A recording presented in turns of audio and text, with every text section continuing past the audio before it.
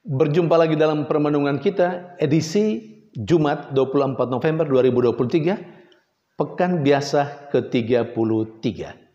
Hari ini peringatan Santo Andreas Dung-Lac, seorang imam, dan kawan-kawannya, para martir Vietnam.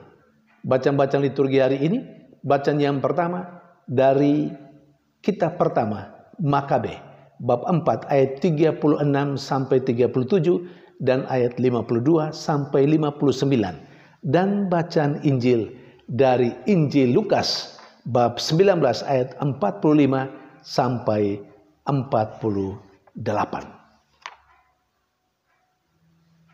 Peringatan Santo Andreas Dung-Lac, imam dan kawan-kawannya, para martir Vietnam. Dan kedua bacaan liturgi hari ini sebenarnya mengungkapkan satu poin yang sama, yakni tentang bait suci atau bait Allah atau gereja.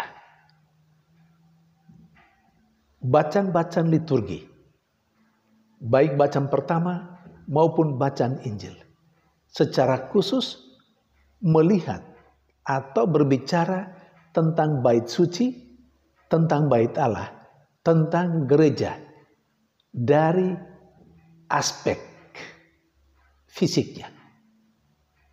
Bait Allah, bait suci, gereja dilihat sebagai sebuah tempat untuk beribadah, tempat untuk berdoa, tempat untuk memuji Allah.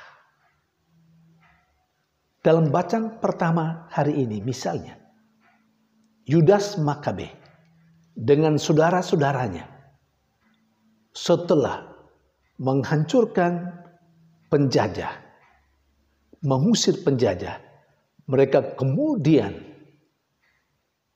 mentahirkan kembali, menabiskan kembali bait Allah, bait suci.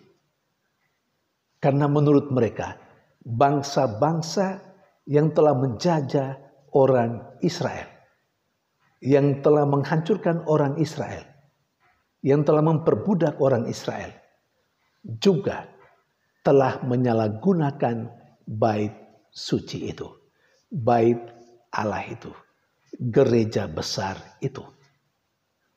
Bait suci, bait Allah, yang sebenarnya menjadi tempat untuk beribadah kepada Allah, untuk menyembah Allah, telah disalahgunakan oleh bangsa-bangsa yang telah menaklukkan bangsa Israel dengan menjadikan bait suci, bait Allah itu, atau menajiskan bait suci, bait Allah itu dengan berbagai macam praktek penyembahan berhala. Karena itu, sekali lagi, Yudas Makabe mengajak semua orang Israel untuk menabiskan kembali, untuk mentahirkan kembali, untuk mensucikan kembali bait suci itu, bait Allah itu, gereja besar itu, sebagai tempat doa. Yudas Makabe mengajak orang Israel untuk mengembalikan lagi fungsi dari bait suci, bait Allah, yakni tempat berdoa, tempat memuji dan memuja Allah. Tempat orang secara resmi, secara khusus berkontemplasi, bermeditasi, berelasi dengan Allah. Gereja dalam hal ini dilihat sebagai tempat untuk berdoa. Itulah arti fisik dari gereja. Dengan tindakan yang hampir sama, Yesus dalam bacaan Injil hari ini juga menegaskan kepada orang-orang yang ada di sekitarnya. Ketika dia tiba di Yerusalem, dia mengusir orang-orang yang telah menyalahgunakan bait suci.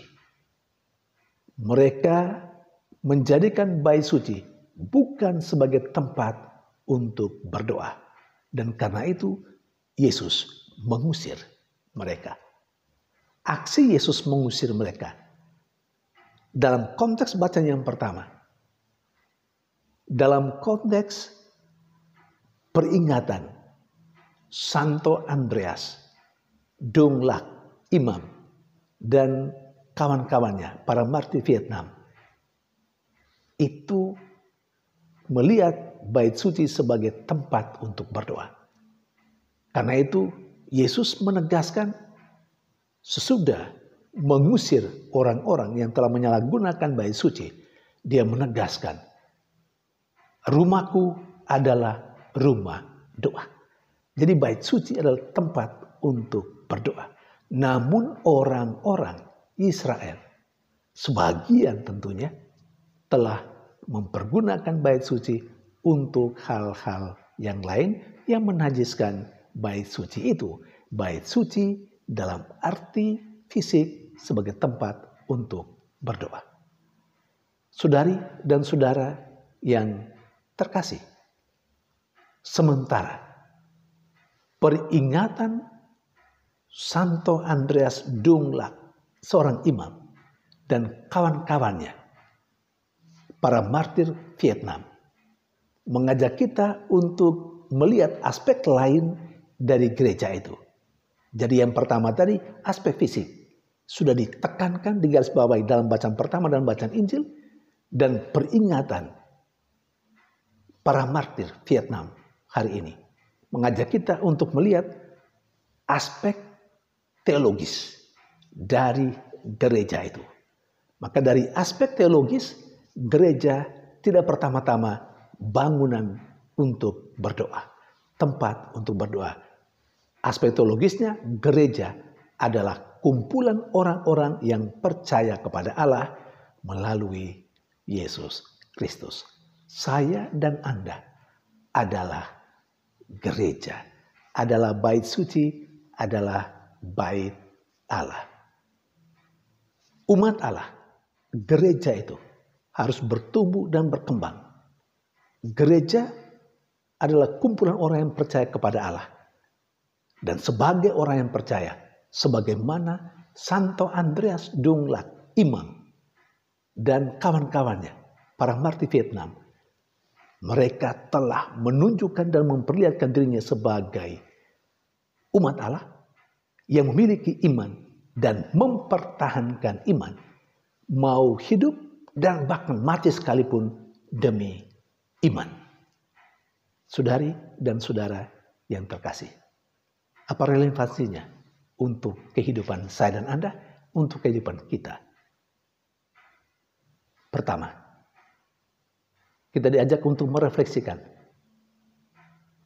untuk melihat kembali sejauh mana kita meletakkan gereja, bait suci, bait Allah itu dalam fungsinya yang sebenarnya. Apakah kita sungguh-sungguh telah menjadikan bait suci, bait Allah, gereja sebagai tempat untuk berdoa? Sebagai tempat untuk beribadah? Tempat di mana kita berelasi dengan Tuhan?